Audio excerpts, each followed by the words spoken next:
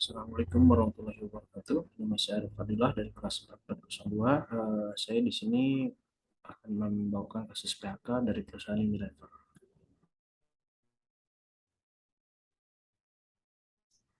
Unilever adalah perusahaan multinasional yang berkantor pusat di London, Inggris.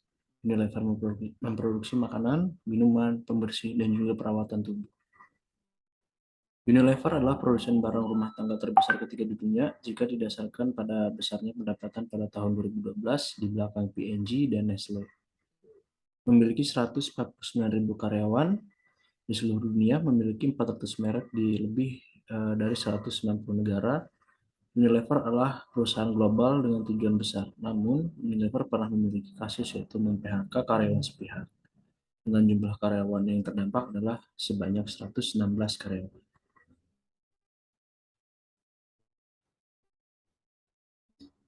Adanya tindakan PHK secara sepihak ini dilakukan oleh PT Unilever Indonesia (TBK) terhadap 161 orang karyawannya yang bekerja di pabrik pungut Surabaya dan beberapa karyawan di pabrik Cikarang, dan kantor pusat rupanya berbuntut panjang dan belum ada penjelasan atau penyelesaian secara menyeluruh.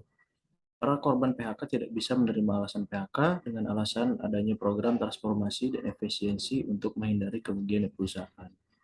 Namun mengingat bahwa perusahaan tersebut di tahun 2021 masih membukukan keuntungan sebesar 5,7 triliun rupiah, dan bahkan pada kuartal pertama di tahun 2022 ini perusahaan mampu membukukan keuntungan sebanyak atau sebesar 2 triliun rupiah. Dan di sini adalah ada pihak-pihak yang terkait. Yang pertama adalah pihak manajemen yang selaku melakukan PHK kepada 161 karyawan harus segera memberikan solusi agar dapat menemukan jalan keluar terbaik bagi para karyawan terdampak dan hak-hak mereka segera dipenuhi. Dan juga pihak manajemen tidak memberikan informasi yang lengkap dan jelas kepada para karyawan. Di sini dapat terlihat lambatnya informasi yang disampaikan dan tidak terorganisir dengan baik. Pihak kedua, pihak korban, pasti pihak yang sangat dirugikan, yang dibawakan oleh PUK PT Unilever Indonesia Tbk, yang melihat keputusan manajemen bertolak belakang dengan efisiensi yang melatar belakangi tindakan PHK pada penjelasan di awal tadi.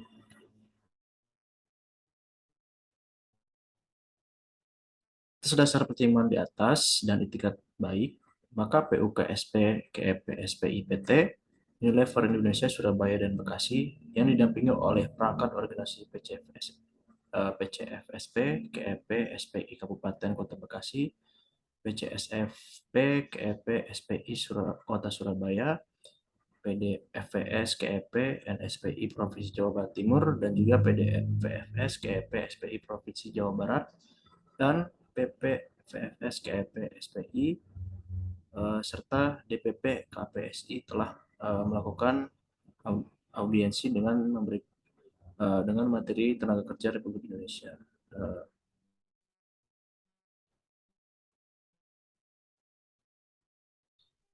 Di sini ada solusi yang harus dijalankan oleh para pihak-pihak terkait ini, ya Bu, mengadakan rapat dengan jajaran terkait seperti slide sebelumnya dengan mengundang perwakilan dari para pekerja yang terdampak, memberikan pelatihan lebih lanjut kepada manajemen agar lebih baik dan dan sigap dalam pengambilan keputusan dan penyampaian informasi, merekrut orang berkompeten dengan lulusan terbaik dan sesuai dengan apa yang dibutuhkan oleh perusahaan untuk mengisi posisi manajer di perusahaan.